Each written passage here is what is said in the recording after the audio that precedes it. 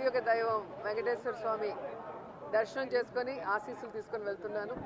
And ఈరోజు అందరూ కూడా రావటం మీరు అందరూ గమనిస్తున్నారు.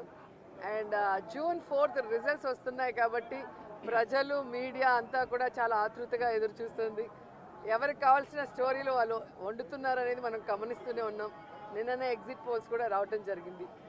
ఎవరు ఏం ఎగ్జిట్ పోల్స్ ఇచ్చినా ఎక్కడ ఏం డిస్కస్ చేసినా ఫైనల్గా జరిగేది సెకండ్ టైం జగనన్న సీఎం. ఎందుకంటే ఈ రాష్ట్ర ప్రజలు సంక్షేమానికి అభివృద్ధికి పట్టం కట్టడానికి రెడీగా ఉన్నారు కాబట్టే మహిళలు ముసలి వాళ్ళు పెద్ద ఎత్తున రాత్రి 9 అయినా కూడా ఎదురు చూసి ఓటింగ్ వేసి వెళ్ళటం మనం అందరం కూడా గమనించాం.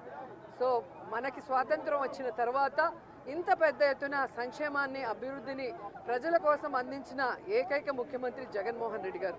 రాష్ట్రం విడిపోయి నష్టాల్లో కష్టాల్లో ఉన్నా కూడా ప్రభుత్వ బాధ్యతగా ప్రజలకి మంచి చేయాలి, రాష్ట్రాన్ని అభివృద్ధి వైపుకు నడిపించాలి అని చిత్తశుద్ధితో పారదర్శక పరిపాలన అందించారు. కాబట్టే ఈరోజు మేమంతా కూడా చాలా కాన్ఫిడెంట్గా ఉన్నామన్న విషయాన్ని మీ అందరికీ తెలియజేసుకుంటున్నాను.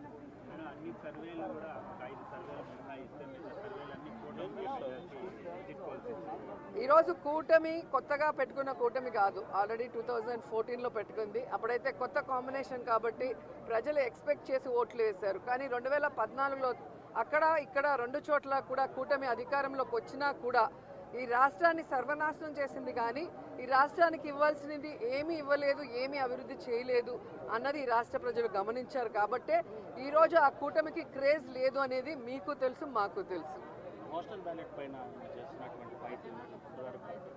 ఖచ్చితంగా ఈరోజు ప్రజలందరూ కూడా గమనించాల్సిన విషయం, వ్యవస్థలు ఏ విధంగా ఈరోజు చంద్రబాబు నాయుడు చేతిలో వాళ్ళు ఇష్టానుసారం చేస్తున్నారో మనం గమనిస్తున్నాం.